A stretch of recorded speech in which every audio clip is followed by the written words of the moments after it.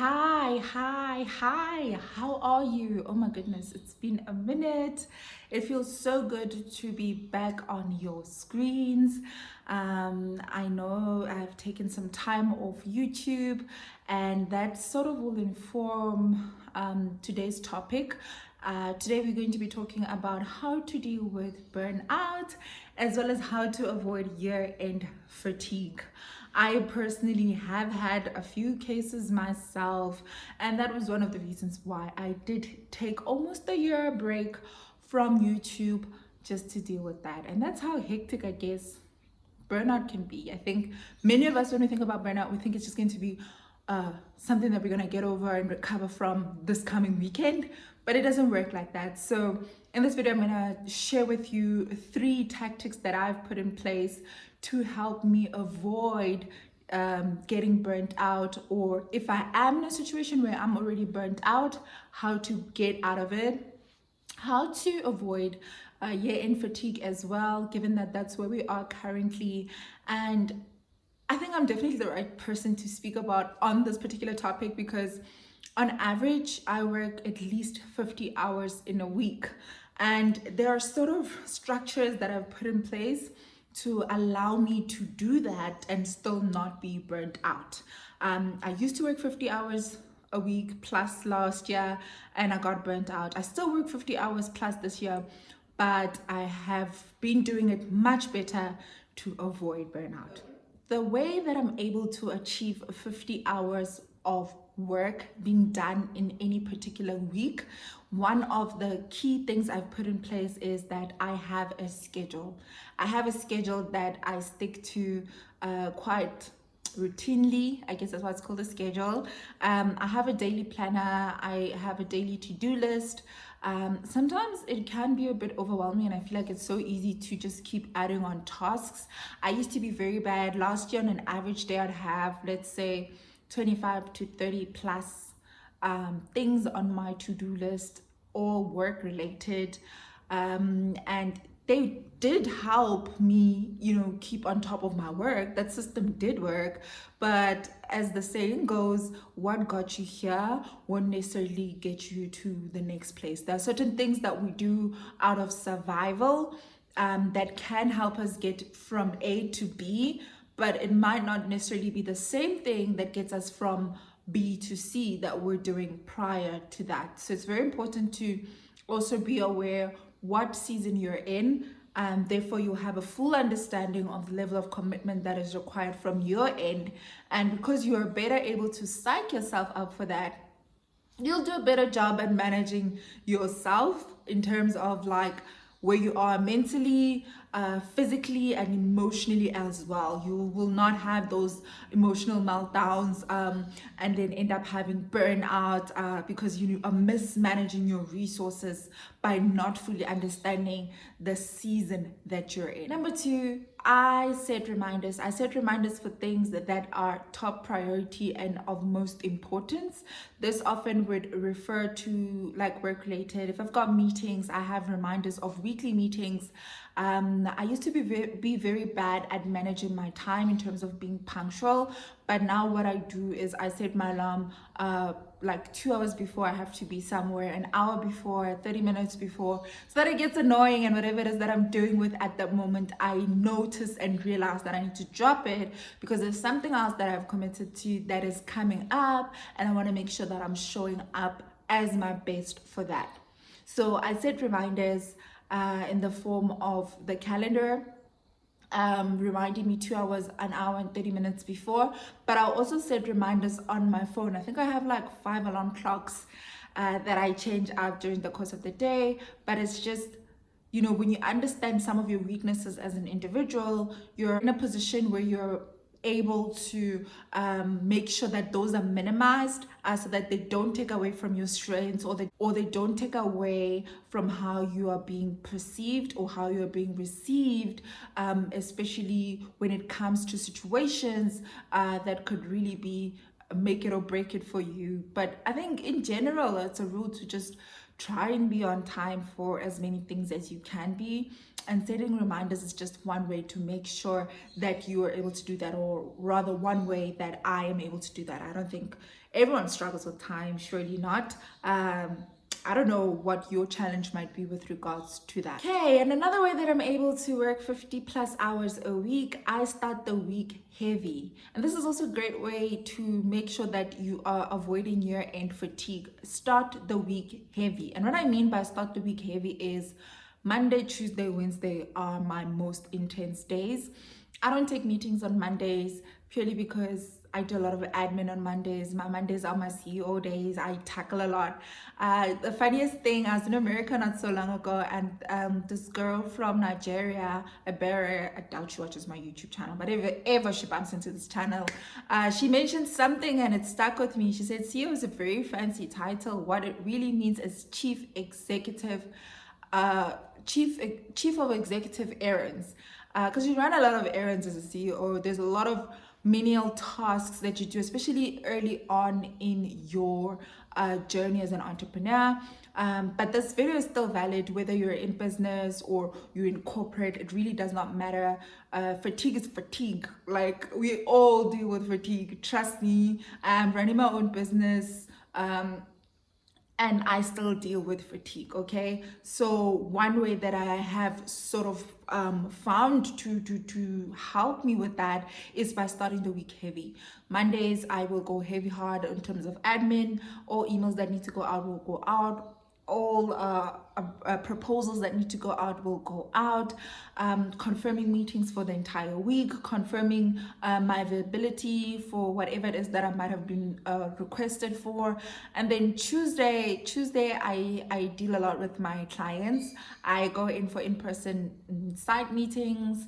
I'm very hands-on on Tuesdays, and Tuesdays I think that's when I start to tackle more of the in-person things. Mondays is just like, Tuesdays more in person, and then Wednesday I'm often more open to, like, okay, let's sit down, let's have other strategic meetings, let's get the ball moving. So I would encourage you, if you know that year-end fatigue is something that you can sense is approaching, be very actionable the first half of the week, the Monday, Tuesday, Wednesday. Make sure that you are putting your best foot forward. Make sure that you're pushing for whatever needs to be pushed, and you are requesting what you need from a resource point of view to make sure that you're meeting your deadlines, to make sure that you're doing the work that you need to get done. Don't leave it for Thursday, because then the weekend is around the corner and it's big times, it's big season, and yeah, it's gonna get a bit difficult. Thursday's gonna start to be loud as if it's a Friday. So don't be distracted. Don't put yourself in a position where where the buzz of your city or your town can get to you. So yeah, start the week heavy, okay? Here's another thing that I do that might sound contradictory to avoiding burnout and avoiding year-end fatigue. I work evenings too. And what I mean by that is I won't sit and work for 4 hours straight, but if I am on a particular day in high spirits and have the energy to put in an hour worth of work that can get me ahead tomorrow, I will do that. I don't limit myself to just working 9 to 5, because there are days between 9 to 5 where I do not feel like I am at my most productive or I am at my most creative. So I always say to my team, strike when the iron is hot, and the iron is you. If at 9 p.m. you are really wide awake and you're thinking about a project that you're gonna be working on tomorrow, you might as well put in that 1 hour. It will save you time tomorrow, and trust me, you do get rewarded for doing the work that needs to be done, and it will just make your tomorrow lighter, so why wouldn't you want to do that? Like, try and take cues from yourself, as in your body, your mind, emotionally, where you are. And if you are inspired and it's 7 p.m, again, open the laptop, start come Friday at 3 p.m, 2 p.m, midday, 4 p.m. I don't know how it works where you work, but then you can close those laptops, so try put in an hour of work in the evening. Your manager doesn't need to know, but it's a great way of you making sure that you are showing up as your best tomorrow. All right, five. Last but not least, when it comes to how I'm able to work a 50-hour plus work week, I have cut down my TV time in half. I used to be like any other normal law-abiding citizen, and I'd sit and watch TV from like 6 p.m. until like bedtime. I think in 2021, beginning of 2021, I realized that was not good. So I don't do that anymore. I don't sit and watch TV all evening. In fact, I recently moved house, and my new place, I don't have a TV yet. I'm contemplating whether I do want to get one or not, because I do find that I am more productive without one. But I will probably get one because it's about to be festive. Work does tend to slow down at some point, or when we do close in December, you want to be able to watch your Christmas movies, etc. But yeah, try and cut down on that TV time. And the easiest way to do this is by canceling one show. It doesn't have to be too much of a commitment. Just stop watching one show, okay? Just one show. You know that show that you're not even always sure what's happening in that one show? I think it's time to just call it quits. Call it quits. Like, cut it off. If it's not giving you the satisfaction, if it's not making you laugh, if it's not making you go like, don't watch it. It's a waste of your time. Like, if you're watching a show and the entire time you're on your phone, why are you watching that show? You could be reading a book and blah blah blah. I could go on, but I won't go on. I'm just trying to help you find ways of maximizing the time that you have, so that you have more free time to do the things that you love, and you don't find yourself feeling overwhelmed or feeling like you're burning out and experiencing year-end fatigue. So 3 things that I'm doing to help me avoid burnout going forward.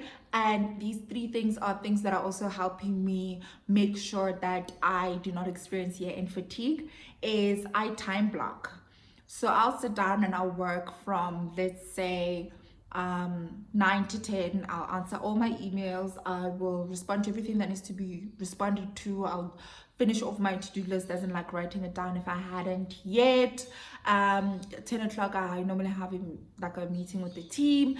And then I'm refocused again from like 10:30 when the meeting is done. It's a very short everyday meeting.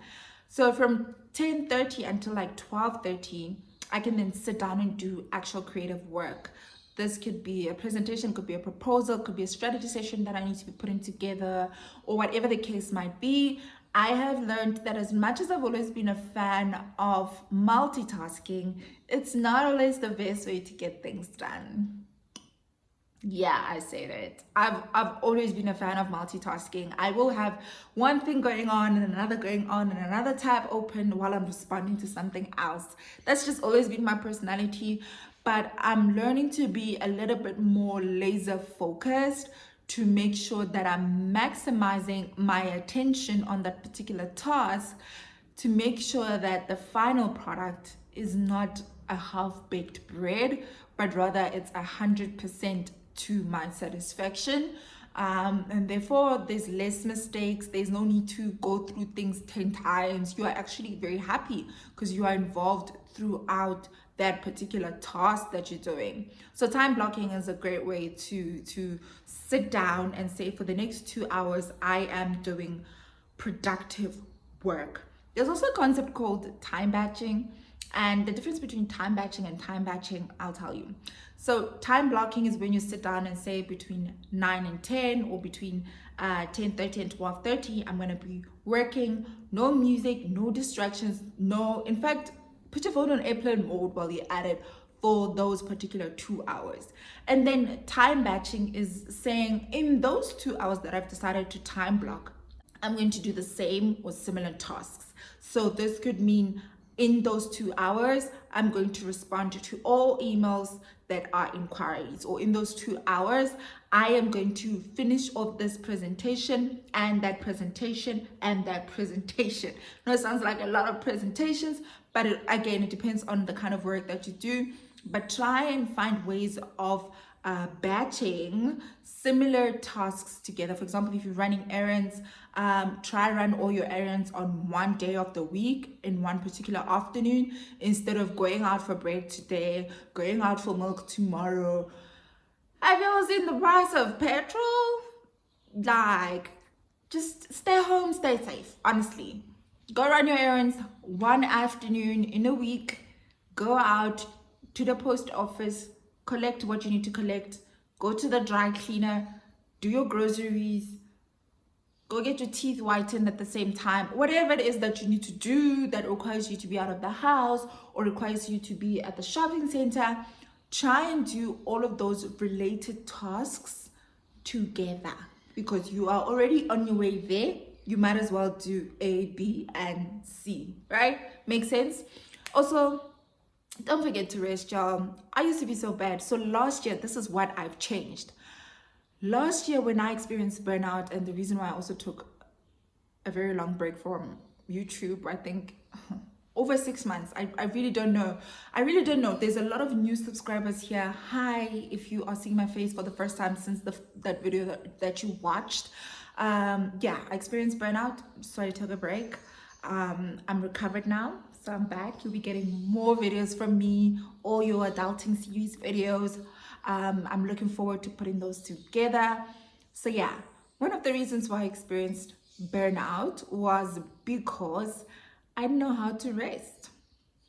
I was working Monday to Monday. Sunday, yeah, I'll take a break, go to work.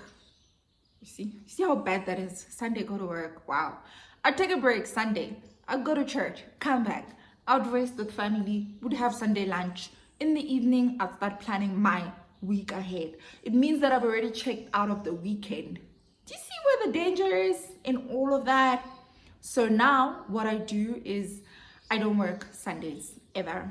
Sunday is my one no working day rule. I do work Saturdays at times. I've started a second business, and that's also one of the reasons I was off YouTube. It was very busy. But yeah, that business requires me to work on Saturdays. It's an event staffing agency, so we do quite a lot of events on Saturdays, particularly weddings. Week events are more like corporate events. But yeah, I don't work Sundays. I think Sunday is the day of the Lord. Sunday is the day that we rest. Honestly speaking, Sunday is for resting. I mean, it's for lovers too, but it's also for resting. You know, so as you approach year end, avoid fatigue by having that rule or having a similar rule. Maybe you don't work Saturdays and Sundays, or maybe you don't work after the sun goes down, or whatever works for you. Try and make sure that you are prioritizing your rest, even if it means, and this is why I used to struggle. I used to be bored to just sit and rest. It just didn't feel right to just sit and do nothing when I knew I've got work. So I would end up working. Yeah, force yourself to sit and rest. And resting looks different for everyone. So how I found resting works for me is what's called active resting. Active resting is resting through activity. I know it doesn't sound like resting, but hear me out. It's like going hiking on a Saturday. For me, that's resting. You know, essentially I'm not working, so I'm resting, right? So try and figure out what's your resting style. Is it you watching a movie with friends? Is it you catching up on your favorite series with a glass of wine? Is it you going out to groove? Like, what is your form of resting? Even though some of those activities you come back and you're more tired, but if you're doing them on Saturday, then I guess you are fully resting on Sunday. But either way, find a system that works for you. Prioritize resting, because by doing so, you're able to show up as your best self come the following week. Also, naps are so golden. No one ever speaks about naps. If your day is ever like a lot, take a break, like have a Kit Kat, you know, or take a nap, and wake up and try again. That is the advice that I have. I feel like sometimes you can just feel that your day is going, and you just need like a water break to carry on. And it's okay to take a break. It's okay to take a power nap and then carry on, you know. That is something that in hectic seasons where I can't really just watch a movie or pretend like I don't have responsibilities, I've found that napping does help. So yeah, take a quick nap, you'll be fine. You'll be fine.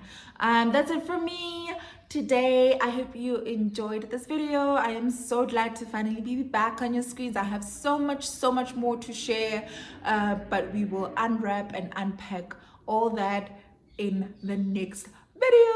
Have a great day and let me know what was your biggest takeaway. And we are a whole community here and we are growing bigger and better. So do share in the comments your one tip with regards to how you avoid burnout or how you plan on avoiding year-end fatigue, so that the rest can also benefit from your tips and your tricks. That's it from me today. I will see you again next week. Mwah!